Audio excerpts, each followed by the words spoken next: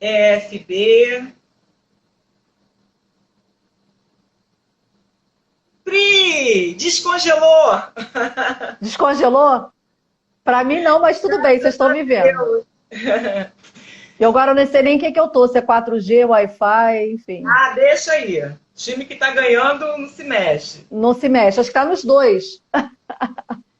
Pri, eu tô recebendo as pessoas aqui, mas já são 8h10, então a gente já vai começar, né? Eu Tá vou começar ótimo, com a minha apresentação, aí depois você se apresenta, tá certo. tá? E vou falar para as pessoas que já estão nos assistindo que a gente vai falar sobre perdão.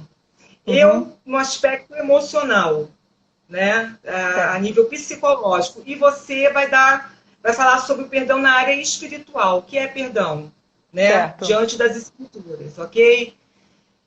Queridos, meu nome é Sandra, sou psicóloga, terapeuta de família e de casal. Estou aqui com a Pri e ela vai se apresentar agora. Pri, congelou, mas você está me ouvindo? Congelou tudo. Tá, vai, Pri. Oi. Você já falou? Porque para mim estava travado. Não, só me apresentei. Agora você se apresenta direto de São José dos Campos, né, Pri? Isso, eu estou em São José dos Campos, São Paulo. Boa noite para vocês, graça e paz. Eu sou missionária já em tempo integral há 18 anos, né, pela Jocum, Jovens com a Missão. Hoje eu estou trabalhando com a igreja local, a Igreja Batista do Jardim das Indústrias, onde eu lidero a parte de aconselhamento e as mulheres também, o Ministério Florescer. Trabalho também na igreja como conselheira bíblica. Para quem não sabe, existe uma leve diferença entre aconselhamento bíblico e cristão, mas assim, somos parceiros, né? E eu tenho na equipe tanto pessoas que trabalham com aconselhamento cristão, como psicólogos, psicanalistas. Então a gente tem um grupo bem joia, né, por lá. Eu sou casada com o Wesley, missionário também. O Wesley agora já vai fazer 3 meses que está na África, né, Sandra? Não conseguiu Tá, voltar. ficou preso lá, né, Pri, com a Ficou preso, pandemia. ficou preso por conta da pandemia. Vamos ver se ele consegue voltar agora em junho. Tenho 3 filhas, a Júlia, a Radija e a Samira, né? Já uma pré-adolescente, as outras 2 adolescentes. E é isso, Umas queridas. umas fofinhas. É. Ah, e a gente vai falar Então, hoje Pri, sim, vai, sobre o que que você ia sobre esse falar? assunto, né? A gente vai falar sobre esse assunto tão assim interessante, que é do nosso dia a dia, mas que a gente foge Uhum. dele às vezes, né? Que é o perdão. Exatamente. E como eu estava falando no início, antes de você entrar, algo tão difícil, né? E a gente vai ver Sim, se realmente a gente perdoou pessoas que nos machucaram no sim, passado ou estão nos machucando no presente, né? Então, eu verdade. vou começar com um conceito, Pri, que eu peguei da psicologia do perdão. O que é Uhum, o perdão para a psicologia do perdão? É o exercício de uma ação corajosa, ou seja, perdão é preciso coragem, sim. a qual nos faz deixar o rancor que nos consome de lado, quer dizer, Uhum, envolve rancor, ressentimento, mágoa, para aceitar situações do passado e seguirmos em frente. Ou sim, seja, para que a gente possa seguir em frente, a gente precisa deixar as questões do passado que nos faz mal ao tempo que pertenceu, é tá? verdade. Aí agora Excelente. fala você. Vamos lá, fica aqui. Eu falo, você fala. Tá certo. O perdão, né, tanto pelo aconselhamento bíblico, né, pela Bíblia, quanto a gente vai buscar em dicionários e tudo mais, é mais ou menos isso, ó, remissão de pena ou ofensa ou dívida. A pessoa fica desobrigada daquele dever ou daquela obrigação. E aí, quando a gente pensa realmente na questão nossa espiritual, né, a gente pensa na raiz do perdão. O que é o perdão? Quem inventou o perdão foi o próprio Deus, né? Quando caímos, quando erramos, ele trouxe à tona esse conceito que é verdadeiramente de remissão, de tirar a culpa, né, de alguém daquele momento sobre as costas dela e libertar, e livrar, e liberar ela. Então, eu acho que o perdão bíblico ele caminha por essa estrada, né? Sim. Tem a ver com liberação, né? Liberação. Algo que estava preso e depois do perdão é liberado. Sim, é liberado. Por E é assim dizer. interessante que até se a gente for pensar sobre essa perspectiva, a gente vai esbarrar na questão do merecimento. A gente acha que o perdão é só quem merece. Ah, não, eu perdoo quem merece. E, na verdade, não. Se a gente for pensar na gente, biblicamente, nós não merecíamos o perdão. E foi nos oferecido essa liberação, né? Mesmo sem merecer. Uhum. E quem somos nós para não liberar o perdão, né? Exatamente. Agora, Pri, eu vou falar dentro do ponto de vista sistêmico, que é a minha área, a minha linha, tá, de atuação. Aquele que não consegue perdoar personagens familiares do passado, pai, mãe, tio, né? E muitas vezes, não diretamente, por exemplo, situações de abuso, às vezes foi um vizinho que abusou, mas a mãe negligenciava. Até por conta da situação dela, de vida, a gente não sabe. Então, envolve um terceiro aí para perdoar. Né? Seriam duas pessoas, um vizinho, um primo, né, que veio de fora. Aquele que não consegue perdoar personagens familiares do passado fica preso nele e que se repercute no presente. Repetindo situações, temas, padrões, ser pai, mãe, cônjuge, se tornando vítima nas relações do presente como prisioneiros. Eu vou traduzir isso. Situações que eu vivi no passado e que eu não consegui perdoar essas pessoas, tá? Eu fico tão aprisionada a essa situação que eu acabo atualizando no meu presente, nas minhas relações hoje, no meu casamento, na minha relação com o meu chefe, né? Então, isso, repetindo, inclusive, temas. A gente vê muito assim... eu vou dar até esse exemplo aqui da questão do abuso sexual. Estou pegando uma situação bem drástica, né? Sim. Geralmente, quem passou por isso no passado costuma se casar com pessoas, se relacionar com pessoas onde ela se torna vítima, atualizando aquela situação do passado, que não está resolvido. Então, deu para entender a visão sistêmica do perdão? Deu, exatamente. Eu estava até pensando sobre isso hoje, e às vezes tem gente que não acredita nisso, né? Acha, não, se uma coisa me faz mal, eu jamais, eu não vou repetir isso. Mas na prática a gente vê essa repetição, né? E eu costumo dizer que a questão do perdão é interessante. Você não gosta daquela situação, é algo desagradável, você não se sente confortável, mas você fica arrastando aquilo junto com você. É como se você pegasse uma mala, daquela mala de viagem enorme, sem rodinha, lotada de pedra, de coisa pesada, e para onde você fosse, você estaria puxando aquela mala. Está doendo, está desconfortável, não é legal, mas você continua arrastando isso pela vida toda. Né? E a gente não percebe, né? E a gente faz isso, Sandrine, não percebe. Inconscientemente, Pri. Inconscientemente, verdade. E às vezes precisa de uma terceira pessoa, né? Um psicólogo, um terapeuta, um conselheiro, para mostrar a realidade, né? Para botar em pratos limpos e direcionar. É muito comum, por exemplo, às vezes filho de um pai alcoolista, né? Não perdoa esse pai. Aí cresce, se casa, daqui a pouco se torna um alcoolista, né? Exatamente. E no passado, tudo que ele queria era não repetir esse padrão do pai. Mas não por repetir. Conta de uma falta de perdão, ele inconscientemente acaba indo por esse caminho. Isso. Esse é um outro exemplo, né? Exatamente, está ali. Violência doméstica, a mesma coisa. Às vezes, né, um pai que fazia violência doméstica em casa, tanto com a esposa quanto com os filhos, às vezes aquela pessoa ela vai se casar exatamente com alguém desse mesmo tipo, né, dessa mesma personalidade, com esse mesmo caráter, infelizmente. Exatamente. Então, ela vai atrás disso. Então, assim, vítima do passado acaba se tornando vítima no presente. E a vítima, ela está submetida ao algoz. Ela não tem liberdade. Sim. Né? Ela está presa a esse algoz. Você quer comentar alguma coisa?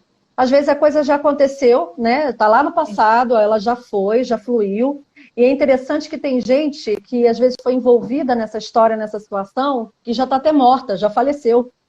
E aquela pessoa ali, ela continua levando aquilo adiante.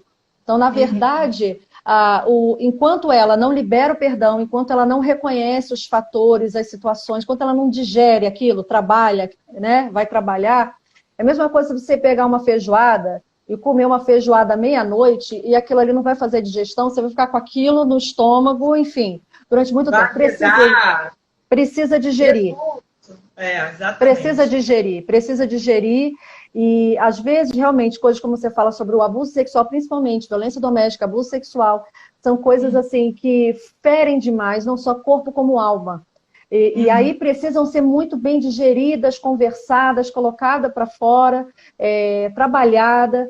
Então, a pessoa realmente ela precisa tomar uma iniciativa e liberar esse perdão. É aí que a gente entra na questão bíblica. Porque se a gente parte do princípio, né, pelo menos se somos cristãos e temos realmente a Bíblia como direção, como o nosso manual de fé e prática, e aí a gente olha para a Bíblia e é Jesus o tempo inteiro, não só Jesus lá no Novo Testamento, né, mas como Deus sempre falando sobre a questão do perdão. Então a gente vai pegar aqui, por exemplo, um exemplo de Jesus, está lá em Mateus, no capítulo 18, do versículo 21 ao 22, mais ou menos ali onde os apóstolos perguntam, né, Senhor, quantas vezes, né, Pedro pergunta, quantas vezes nós devemos perdoar uma pessoa? Aí Jesus dá uma conta para ele, né? E aí é interessante que essa conta dá 490 vezes. E chega a ser irônico, né, a forma como Jesus dizendo, porque quem fica contando, né? Eu te perdoei 37 vezes, já te perdoei 52. Daí ninguém fica fazendo conta. O que Jesus queria dizer para eles é o seguinte, vocês precisam perdoar tantas vezes quanto forem necessárias. E aí, é uma situação que às vezes não só outras pessoas, como a mesma pessoa, às vezes você vai precisar perdoar aquela pessoa sempre. Por que isso? Às vezes a gente já trata o perdão só como um evento. Aquele dia eu perdoei, eu falei, fulano, olha, eu te perdoo. Aí foi o evento, né, do meu perdão. Mas no dia seguinte, eu acordo com a caraminhola na cabeça, ainda sofrendo porque fulano falou aquilo para mim ou fez tal coisa para mim. E aí, de novo, eu tenho que exercer o perdão. Mais um dia. Então eu perdoo. E eu vou me convencendo realmente que eu estou liberando aquela pessoa. Eu vou trabalhando isso dentro de mim. Porque às vezes a gente romantiza o perdão bíblico, né? Tipo assim, não, a pessoa falou ali, perdoei, nossa, limpou a minha alma, né? A gente espiritualiza. A gente espiritualiza. Claro que existem situações que pessoas podem até testemunhar de ter acontecido isso na sua vida. Mas, regularmente, não é assim que acontece.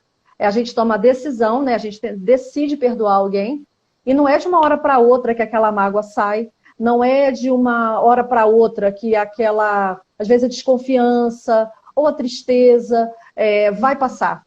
Então, aquilo precisa ser todos os dias, né, trabalhado. Eu estou vendo aqui que a Kátia está falando assim, falem sobre o perdão. Eu não estou vendo mais, tá, Pri? Então, eu vou tentar ver aqui. Olha, a Kátia está falando aqui, falem sobre o perdão em relação ao adultério. E realmente, né, a gente volta. Você já deve ter atendido muita gente assim, né? E eu também já atendi bastante gente nessa situação de adultério. Você quer falar? Só que eu estou seguindo aqui uma linha. Eu vou falar daqui a pouquinho. Tá? Porque depois... Eu estou seguindo aqui um roteiro para a gente não se perder e eu vou falar do adultério. Então tá ótimo. Reforçando o que você está falando. Oi, voltou. Sim. É verdade. Outra coisa que eu queria comentar também, que a psicologia fala, dentro da linha sistêmica, do perdão fácil. E eu me esbarro muito nisso nos meus atendimentos. As pessoas que falam, principalmente quem é cristão, né, que pratica o cristianismo, falam assim, eu não perdoei. Né? Não, que isso está no passado. Mas aquilo volta, mexe, dói. Não perdoou, né, Pri? Sim, não perdoou. Não tem como perdoar. Não perdoou. Tem alguém falando aqui que está sem som. Voltou. Está todo mundo com som. Essa é a verdade, a pessoa não perdoou. Né? Porque o perdão é a liberação daquela pessoa. A questão da mágoa que vai ficar, da tristeza que vai ficar, realmente ela não some de uma hora para outra. Mas isso precisa ser trabalhado todos os dias. Então, sentiu que a gente brinca, aquele ranço de novo de alguém, né, por algum motivo, aquela angústia, fala assim, Senhor, eu já coloquei isso nas tuas mãos, eu libero essa pessoa. E com certeza, a gente vê testemunhos maravilhosos. O Espírito Santo, ele trabalha no nosso coração, né, as intenções do nosso coração. E vai chegar um tempo que a gente vai conseguir falar sobre essas coisas, sobre essas pessoas, sem dor, né, sem raiva, sem ódio. E a gente vai perceber onde, opa, né, eu estou completamente curada. Porque a gente precisa entender o que é liberar o perdão e o que é cura. Às vezes as pessoas não foram curadas aquilo, a ferida ainda está lá, entende? A ferida precisa ser tratada. A ferida uma hora vai cicatrizar. E a gente precisa entender isso. Não é que eu não perdoei, é porque ainda mexe, ainda dói, né? Então, e aí eu vou todos os dias. O pedir perdão é o início do processo. Exatamente. É onde tudo se inicia. Não é o final. Exatamente. Né? Não é o final. E a gente acha que é o evento, né? Nossa, virei pedir perdão, enfim, liberei perdão, a pessoa veio falar comigo, né? E é um processo, dia após dia, até que aquilo esteja completamente curado. Então a gente não pode botar uma data, né? É de pessoa para pessoa, de situação para situação, mas realmente você deu início, você deu pontapé para aquilo ali desenvolver. Então, eu vou continuar aqui, que aí eu vou chegar lá no adultério, tá? Para a gente seguir mais ou menos uma linha, para a gente entender um pouco do perdão no adultério. Entre os casais, né, Pri? Então, certo. Assim, vítima do passado se atualiza no presente como vítima. E quando você não consegue perdoar esse passado, é como se você congelasse emocionalmente no tempo que houve aquele evento. Sim. Então, assim, se eu fui abusada sexualmente, ou fisicamente, ou emocionalmente, algo muito que me traumatizou aos 12 anos de idade, eu vou seguir na minha vida adulta com 12 anos de idade. Uhum. Aí a gente vê pessoas adultas com 40, 30, mas parece que tem 5 anos de idade, 12 Sim. anos de idade, 15 anos, adolescente. Sim, a maturidade ficou... Exatamente. Emocionalmente, essa pessoa não conseguiu dar continuidade à vida dela, porque Sim. ela está lá no passado. Sim. É como se fica repetindo, né? É como Sim. se a mente atualizasse nesse presente numa tentativa de resolver. Porque o ressentimento e a mágoa, Pri, eu não sei se eu estou falando muito alto, Pri, porque eu acho que ninguém está me ouvindo. Não, para mim está ótimo. Eu também falo super alto, gente. Desculpa aí. Obrigada. Eu estava falando... a mágoa e o ressentimento, isso gera doença. É um sentimento Sim. que está ali dentro do seu corpo, né? E que se você não trabalhar e não botar para fora e não resolver, vai acabar adoecendo. E a gente vê muitas pessoas com câncer. O câncer é uma metáfora da mágoa, né? Sim. Aquela coisa ruim, né? Que não faz parte de você, né? Algo que começou a te... Como é que se fala? Faltou a palavra. Como se... Tipo, apodrecer? Corroendo por dentro, Isso. Né? Corroendo. A palavra é corroendo. Corroendo, exatamente. E é assim mesmo que funciona, né? Quando a gente não libera isso. E é legal também a gente até pensar, Sandra, sobre o porquê que tal situação ou tal coisa me feriu. A gente aqui está falando de extremos, né? Como o adultério, a gente está falando sobre violência doméstica, a gente está falando sobre abuso sexual, que realmente a gente não tem nem que explicar qual é a motivação de você não querer perdoar, né? Mas, às vezes, tem pessoas que se magoam com qualquer coisa, com qualquer palavra, em qualquer momento. E talvez até de uma raiz disso, né? Por ela já ter sido ferida na vida, às vezes por um abuso sexual, às vezes por um abuso físico. Ela leva aquela mágoa, aquela angústia para a vida dela inteira. E aí, consequentemente, tudo para ela é motivo de amargura. Tudo para ela é motivo de perseguição. Sempre ela está sendo atacada, sempre ela está sendo ferida, né? Ela já não consegue mais... Sempre está sendo vitimizada. Não está mais confiando nas pessoas. Então, de alguma forma, sempre tem alguém com uma palavra contra ela ou invejando ela. A gente vê muito isso. A pessoa não consegue ter um coração em paz em relação à vida. As pessoas... né? E aí ela se torna rígida demais, ela se torna rígida com o outro, ela se torna rígida com ela mesma, ela cria até um padrão. E quem não entra naquele padrão, de alguma forma é rejeitado. Ela acaba fazendo o que mais fere ela, né? Fazendo com os outros, né? Então, a gente sempre precisa olhar para essas questões, principalmente os cristãos, né? Que a gente fala especificamente para os cristãos, com o olhar das Escrituras, o olhar da Bíblia. Eu gosto muito de uma palavra que o Senhor... Eu até anotei aqui, porque eu sempre troco ela, a de Miqueias com Jeremias. É Jeremias 31, 34, que fala o seguinte, que Deus não se lembraria mais, né, dos nossos pecados, quer dizer, vamos trocar a palavra pecado, mas da nossa ofensa, da nossa dívida, do nosso erro. Né? E isso é muito interessante, não é porque Deus tem amnésia, como a gente também não tem amnésia, mas ele já não usaria mais isso contra a gente. Entende? Então, quando fala assim, que Deus não se lembra mais do teu erro, não se lembra mais do teu pecado, é porque ele sabe exatamente quem somos, do que somos capazes, para o bem e para o mal, mas jamais ele vai pegar aquilo de volta e esfregar na nossa cara de novo, e nos tratar segundo aquele pecado, aquele erro. Então, é uma grande lição para a gente sobre isso, né? Sobre quando existe assim, uma situação dessa, né, de erro contra nós, não só a gente pega contra o outro, mas a gente usa também contra outras pessoas que nem sequer têm culpa, às vezes, daquela situação, né? Exatamente. E pegando esse gancho também, e falando da questão nos Estados Unidos, o que estão fazendo com o abuso sexual? Né? A vítima, quando era criança, foi abusada quando criança e não conseguiu perdoar esse abusador. Eles começam a pesquisar a vida desse abusador. Porque geralmente quem abusa foi abusado. Sim. Quem fere pessoas foi ferido. Foi ferido. Ou está ferido.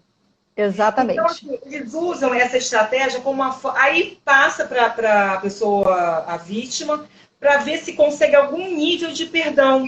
Porque o perdão passa muito também pelo entendimento, Pri. Sim. Então, quando começa, geralmente são histórias terríveis. Né? Onde ele também foi vítima. Sim. Então, assim, lá nos Estados Unidos é uma forma que eles estão usando e a gente também faz isso no trabalho sistêmico, né? De olhar para quem não consegue perdoar pai e mãe, olhar para a vida desses pais. Ninguém dá aquilo que não teve. Exatamente. Né? Então, assim, é uma forma de fazer com que essas pessoas amadureçam a sua visão e consigam perdoar. Porque, na realidade, quem consegue perdoar é o adulto. Sim. Criança não perdoa. Criança não perdoa. Você tem que mandar ela perdoar. Pede perdão. Desculpa, com aquela cara de raiva. Obrigada. Aí um paralelo emocionalmente. E às vezes acontece isso, né? A esposa briga com o marido, vai para casa da mãe, aí fala, ele fez isso, não sei o quê. A mãe vai lá, perdoa ele, volta. Aí ela volta. Isso não é Isso não é perdão, é verdade. Precisa ter realmente essa compreensão. Quando você fala sobre a questão dos abusadores, é exatamente isso. É difícil, né, você conhecer uma história de um abusador que já não foi abusado sexualmente ou que já não sofreu algum tipo de violência. Eu acho que é quase impossível você sentar com, por exemplo, uma pessoa que pratica violência doméstica dentro de casa e ele falar que papai e mamãe viviam perfeitamente, eram maravilhosos, se amavam, se respeitavam, não tinham palavras torpes dentro de casa. É difícil, né? Normalmente ele experimentou aquilo no lar. E quando ele é espremido ao extremo, às vezes no estresse, ou confrontado, ou no momento desse de discussão, ele vai trazer à tona aquilo que ele aprendeu a vida inteira. Então, como é que eu lido? Peraí. Ele não faz de propósito no sentido de maquinar e pensar o que vai fazer. Simplesmente ele faz. Porque aquilo que ele... Exatamente, aquilo que ele fazia em casa. Então, por isso que é importante, como você disse, da questão do perdão. Tem muitos adultos fazendo coisas hoje que não sabem por quê. A gente costuma dizer, principalmente no aconselhamento bíblico, sobre a árvore. Né? A gente tem uma árvore, né? Nós somos a árvore, e essa árvore ela precisa de raízes, e cada vez raízes mais profundas para que a árvore cresça mais e a copa da árvore fique enorme e dê muitos frutos. E aí, se eu tenho raízes de ódio, raízes de rancor, raízes de tristeza, raízes de falta de perdão, sabe, de coisas mal resolvidas, provavelmente, né, todo esse néctar, essa substância que vai alimentar a minha árvore é de coisa negativa, é de coisa muito Tóxica. ruim. É uma substância tóxica. Pesadíssima. E vai mexer naquilo lá que está lá no meu fruto. Então, eu vou lá no meu limoeiro e aí eu estou achando lindo porque está cheio de limão. Na hora que eu vou pegar aquele limão, ele está seco. Eu vou abrir, ele não vai servir para nada, vai servir para ser jogado fora. Né? Porque ele não tem caldo. Então, ele não serviu para o propósito. Então, às vezes, nós vemos adultos, né, com frutos e tudo mais, mas na hora que você vai provar daquele fruto, você vê que é um fruto ruim. Porque é um fruto amargo, é um fruto sem caldo, sem vida, né? Porque as raízes dele estão fixadas lá. Então é muito importante a gente olhar para o passado e se perguntar realmente, por que ajo dessa maneira? Por que eu reajo dessa maneira quando as pessoas falam ou fazem tal coisa para mim? Aonde é o meu gatilho? Eu acho que o autoconhecimento, e a Bíblia fala muito sobre isso, principalmente, né, até quando a gente fala sobre a questão da ceia, né, do homem olhar para dentro do seu coração, se sondar, se entender, se analisar. E é nesse momento que a gente percebe que eu tenho feito algumas coisas porque raízes estão colocadas na minha vida lá desde sempre. Né? E aí sim a gente precisa identificar e perdoar. Como você disse, tem muita gente que põe, né, na conta do pai, da mãe, certas situações. Às vezes pessoas que não chegaram a ser abusadas, mas apanharam muito na infância, ou não receberam atenção. Físico. Sim. São vários tipos de abusos. E às vezes você vai analisar aquele pai e aquela mãe, a gente precisa trazer uma compreensão de que eles também não foram amados às vezes. Que eles foram também abusados. Que deram, às vezes, aquilo que podiam. Claro que a gente não vai botar panos quentes de entender que existe maldade no mundo e gente muito má que faz coisas assim por prazer. Né? A gente não vai... Isso, os psicopatas. E a gente vê, né? Mas mães narcisistas, enfim, que a gente, né, tem visto cada vez mais situações e artigos sobre isso. Mas, se você for olhar num geral, essas pessoas, elas não tiveram esse carinho, elas não tiveram essa educação, essa amabilidade no falar, na vida delas. Então, elas simplesmente só repetiram. Às vezes até melhoraram um pouquinho, né? Repetiram ali na vida do filho. E aí, às vezes, aquele filho que hoje não quer perdoar, provavelmente, se ele não se libertar disso, ele vai fazer na vida do filho. Até que alguém de alguma geração... Geração em geração. Sim, até que alguém de alguma geração se levante e fale, não, peraí, isso aqui vai acabar aqui. Porque eu perdoo meu pai, porque provavelmente, né, ou a minha mãe, porque eles não tiveram o entendimento que nós tínhamos, enfim, que a gente tem. Eu acredito que é por esse caminho. E na questão do adultério, é mais ou menos por aí, Pri, porque assim, a gente vê, quando a gente faz o genograma, a árvore genealógica. Sim. A gente vê adultério de geração em geração. Então, assim, eu vejo que quando tem a questão da traição, é uma oportunidade de se curar desse casal, tanto a vítima, tanto o traidor quanto a vítima, de dar um basta nisso, porque geralmente o traidor vem de histórias de traição e a vítima vem histórias de vítimas de traidores. Verdade. Você está entendendo? Então, assim, eu tenho trabalhado, eu faço terapia do adultério com casais que passaram por traição.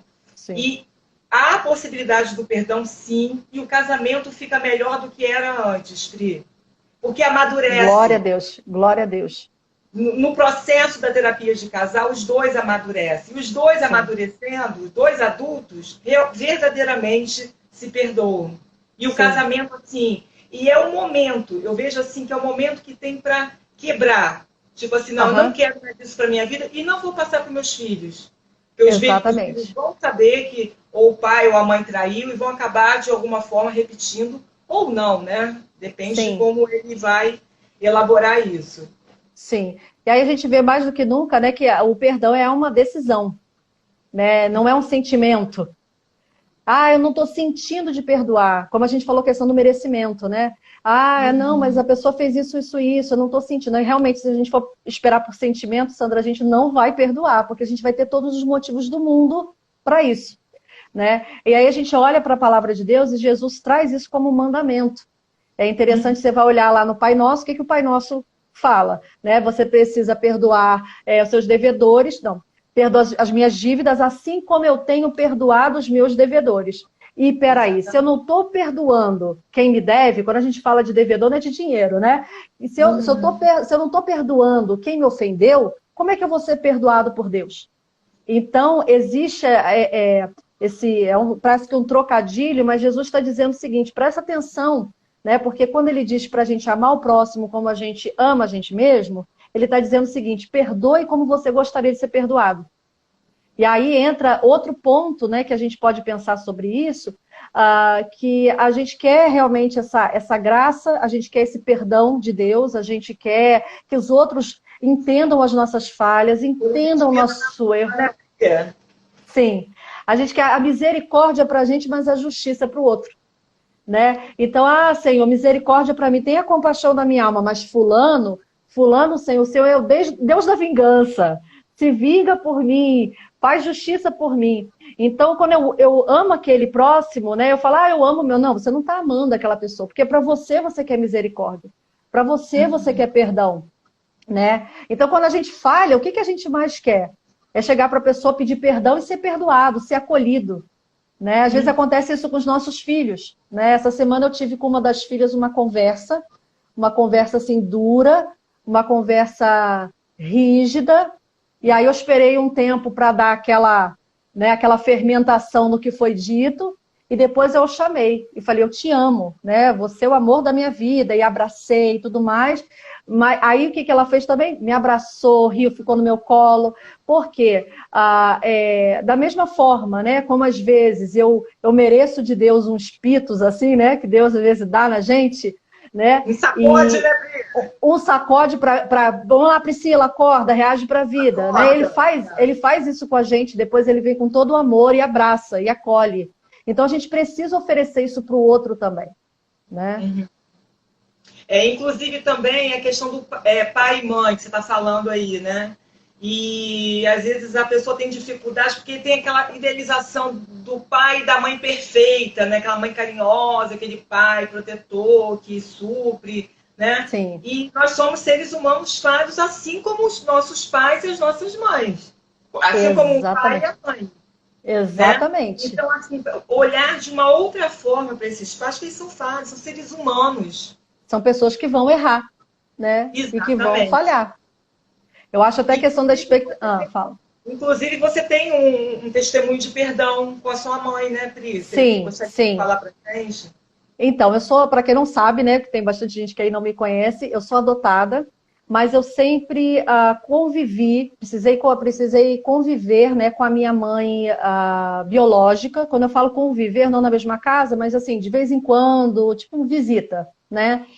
E eu sempre tive muita mágoa sobre isso, né? Você saber que você entrou numa outra família, apesar de você amar aquela família e ser amada naquela família, de que você foi rejeitada, né, por uma mãe, de que você não foi querida, né? Inclusive, a minha mãe, ela já estava...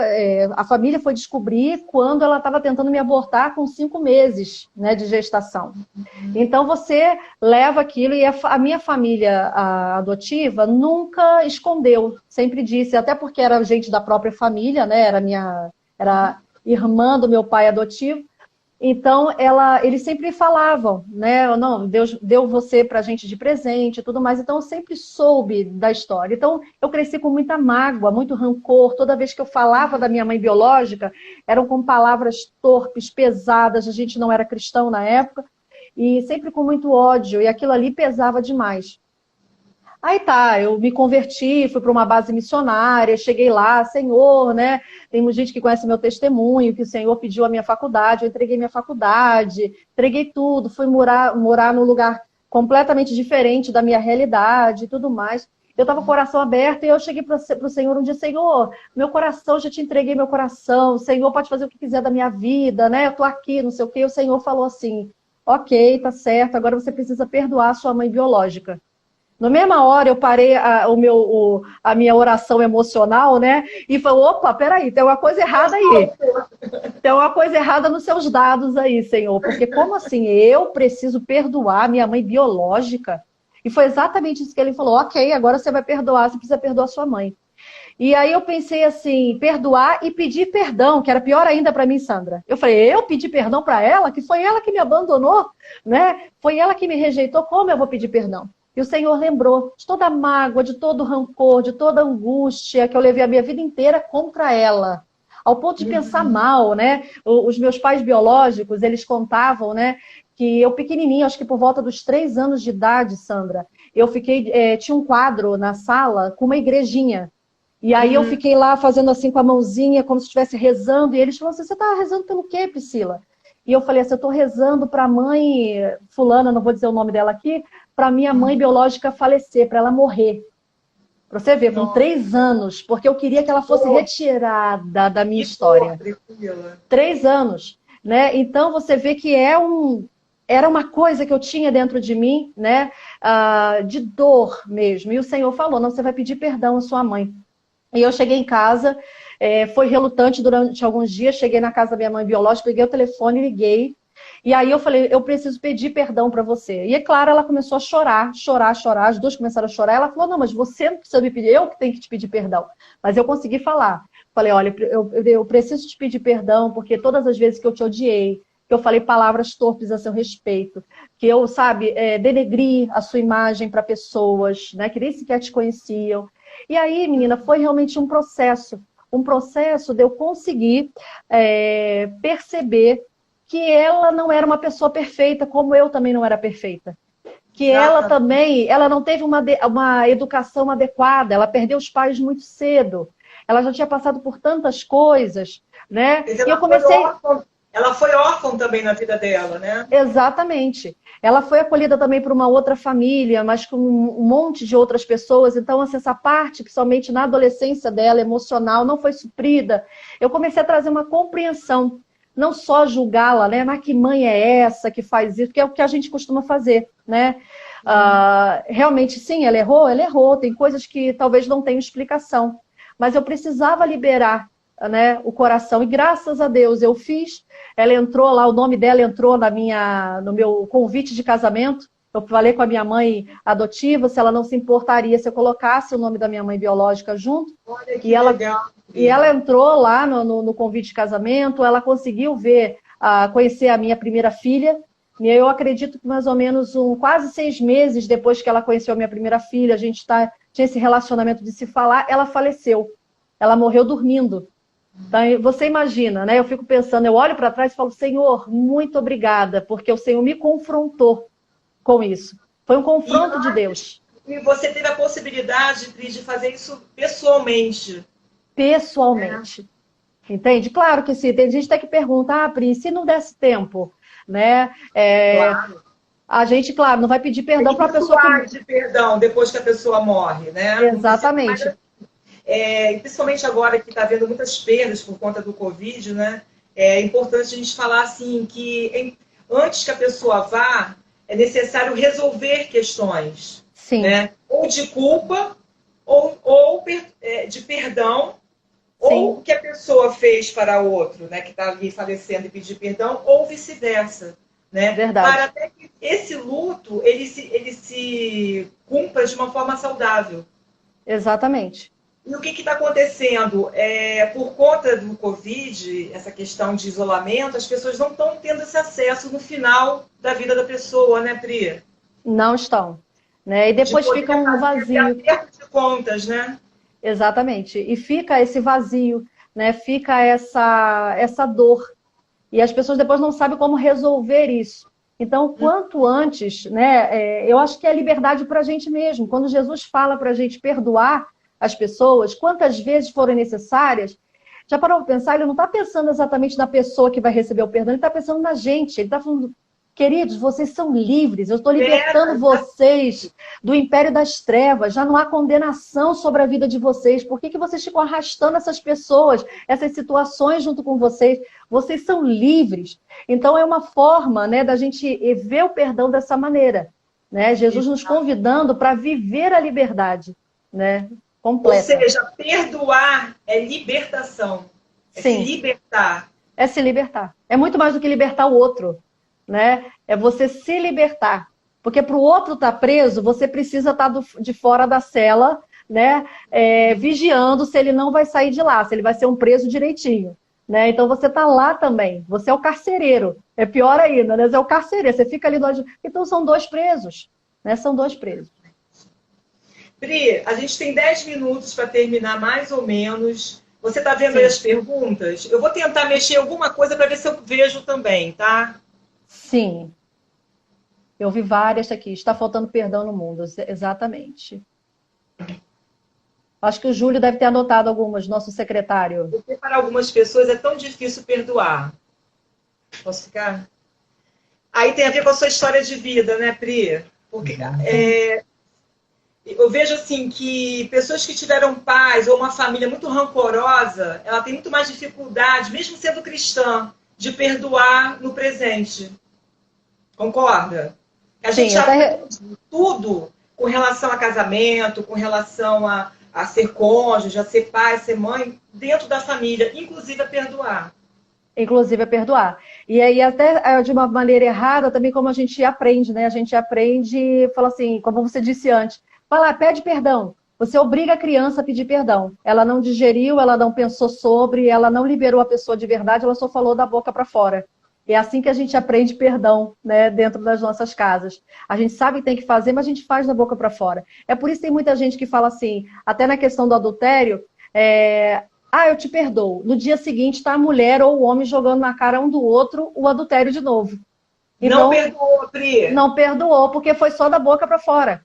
Fez igual que tinha que fazer quando era pequenininho.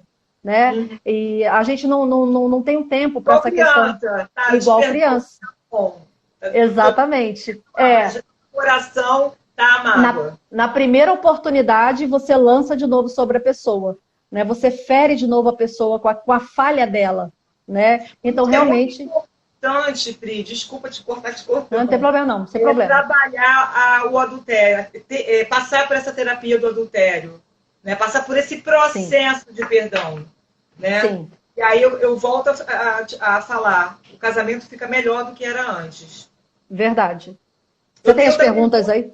Pergunta. Conheço uma pessoa que cometeu um adultério, destruiu sua família, se arrependeu, mas não consegue se perdoar e não consegue se perdoar. O que fazer?